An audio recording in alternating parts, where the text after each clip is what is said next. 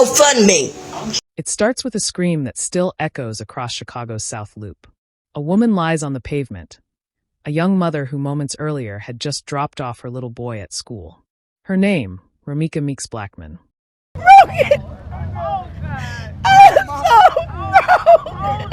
Her mother's cries break through the commotion. Her sister's voice cracks in disbelief. And the phones? They're already out, recording, sharing, and spreading her final moments before the family could even process what had happened. Now pause for a second. Imagine seeing your daughter or your sister, her body on the ground, the footage going viral before you could even whisper her name. That's what Tina McMiller and her surviving daughter have been living through. Hey everyone, welcome back to One Crime at a Time. Before we dive in, don't forget to subscribe, and click that bell icon, so you never miss a story that makes you stop, question, and feel. Romeca's story is more than just another tragic headline. It's about the people left behind, her mother and sister, who were forced not only to grieve but also to defend her memory, demand justice, and navigate a world that sometimes seems to care more about viral clips than real human loss. It was the morning of September 8th, 2025. The city was just waking up, kids heading to school, commuters filling the streets. Romeca, 31 years old, did what countless mothers do. She prepared her son for school. But that morning, she added something extra. A small handwritten note slipped into his lunchbox. It read, "Happy Monday, son. Today is the first start to this, and you can start off strong. Always remain yourself. You're the coolest, smartest, and funniest kid I know. I love you so much, and you make me so proud. Have a great day. Mommy loves you." Hours later, that same handwriting would be shown on the news, serving as a haunting reminder of how fragile a morning can be. According to witness accounts, after dropping off her son, Romeca became involved in a confrontation near the 2200 block of South State Street. A confrontation involving her child's father and another woman. Within moments, it turned violent. The woman allegedly pulled out a gun and shot Romeca once in the face. Police detained someone at the scene, but no immediate charges were filed. And that's when Romeca's family, her mother Tina and her sister, stepped into the public spotlight, not because they wanted to, but because silence felt unbearable. Tina stood before cameras days later, her face worn, her voice trembling, and said only 4 words before breaking down.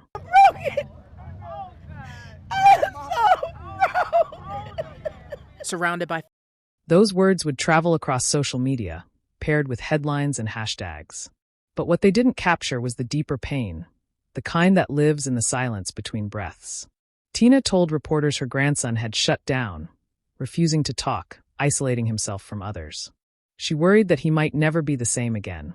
As a mother and a grandmother, she found herself carrying 2 worlds, the loss of her child and the responsibility of holding together what remained. Meanwhile, her other daughter, Romeca's sister, took to social media. Her words weren't polished, they weren't rehearsed. They were raw. I am very broken. Please, y'all. Please stop sharing them. Poses of my sister, please. Please stop sharing that post of my baby sister on that ground, please. Get y'all, please.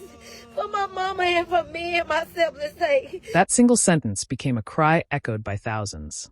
Because while strangers debated what happened, shared clips, and speculated about motives, the family was begging the internet to simply let Romeca rest. But as is often the case, the internet doesn't rest. Soon, a different wave of content began to spread. Videos claiming there was more to the story. That the people involved, including the woman identified by many as Holly, had known exactly what they were doing. In one Facebook post, the sister wrote, "They wanted her dead. They knew what they were going to do before they pulled up on her." Those words fueled public suspicion and outrage, but they also raised uncomfortable questions. Were these claims born out of evidence or out of grief? Was this a family trying to expose hidden truths, or simply trying to make sense of a senseless act? At the same time, Tina focused her efforts on justice. She called for action from city officials, pleading for the case not to be ignored. Her message wasn't just about her daughter. It was about every mother who's lost a child to violence. She said, "I want justice. She didn't deserve it. It's not right. I don't care what you did." Those words hit differently when you know she's not talking about anger. She's talking about fairness, about closure, about a system that too often feels slow and distant when the victims don't come from privilege. In her interviews, Tina mentioned how prosecutors said there wasn't enough evidence to press charges yet.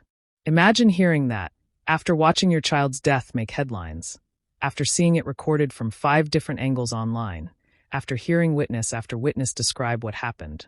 To her, not enough evidence sounded like not enough care.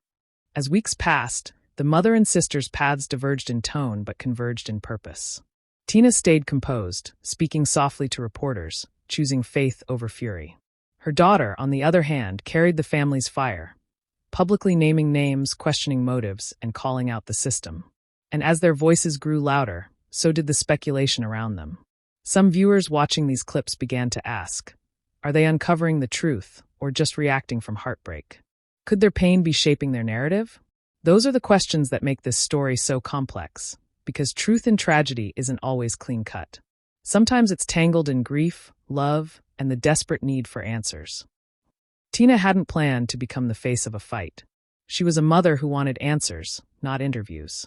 But when days turned into weeks, and the investigation dragged on without progress, she realized that silence could easily be mistaken for acceptance. Her daughter, meanwhile, became louder online, fiery, emotional, and raw. She posted, "Everybody's saying, let the police handle it. But how long we gotta wait? How long until somebody else's daughter ends up like mine?" That post spread across TikTok and Facebook, gathering both support and suspicion. Then came the GoFundMe, Justice for Romeca. Donations poured in, messages of love followed, but soon whispers started. Some questioned the money. Screenshots, speculations, unverified claims. Tina went live. People talking about money while I'm still crying over my baby. Doing this live to tell everybody. I don't know who doing this GoFundMe. We don't need your help like that. If we wanted to do it, we'll do it, but that is not what we're doing. Every dollar went to laying her to rest. Her daughter replied more sharply, "If you didn't donate, don't ask me where the money went. We grieving, not scamming."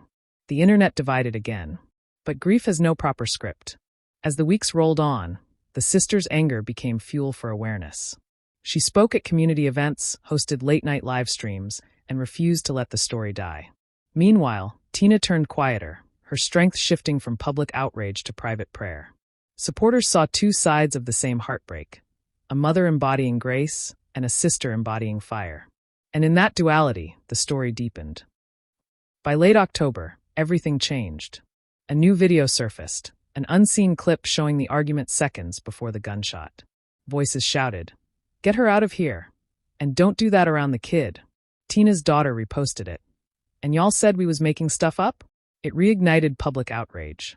But the questions multiplied. Was the clip authentic? Was it edited? Tina broke her silence once more. "They knew her," she said softly. "That's what hurts the most. My baby trusted people she shouldn't have trusted." Those few words reframed the story, from random violence to betrayal. No charges followed. The investigation continued. But the family's voices refused to fade. Candlelight vigils spread through Chicago. Murals appeared. Strangers cried with them. Still, the internet began to fracture, half supporting, half doubting. Were the mother and sister truth seekers, or victims of grief speaking too soon? That tension, between justice and judgment, is what keeps the story alive today. Weeks later, when the cameras left, silence took over. Tina would sit in her room at night, holding her daughter's sweater, whispering to a photo on the nightstand. "Sometimes," she said, "I still wait for her call." Her daughter stayed vocal, afraid that silence meant erasure. But even she began to crack under the weight. In one stream she admitted, "People only cared the first week. After that, we just another story." Viewers flooded her comments, "We haven't forgotten you. Keep going." But the internet's compassion is fleeting. Tina wanted peace. Her daughter wanted justice. Faith versus fire.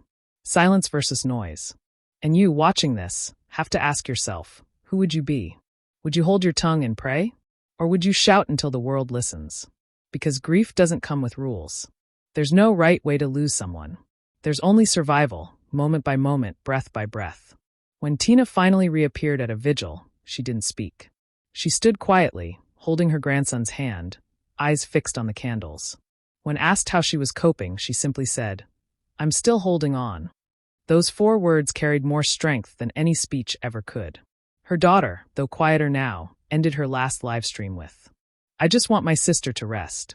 And maybe that's all that's left, the longing for rest, for justice, for meaning. Because when the cameras fade and the hashtags die, what remains isn't the noise, it's the silence. And in that silence, Tina still hears her daughter's laugh. Right there for you. You want to say something to her, look down at your heart. And whatever you say to her, say it to her right there. The same way I have to do. I have to look right here. And I have to talk to her. And ask her, just tell me what happened. Now I want you to think about something. What would you do if this was your family? Would you forgive? Would you fight? Would you trust the system, or take matters into your own hands? Would you be the voice of calm, or the voice that refuses to quiet down? Because every reaction, every emotion, tells us something about who we are when faced with loss. And maybe that's what Romeca's story truly reveals. Grief isn't neat. It's messy, loud, sacred, and misunderstood. If this story moved you, share it. Keep her name alive.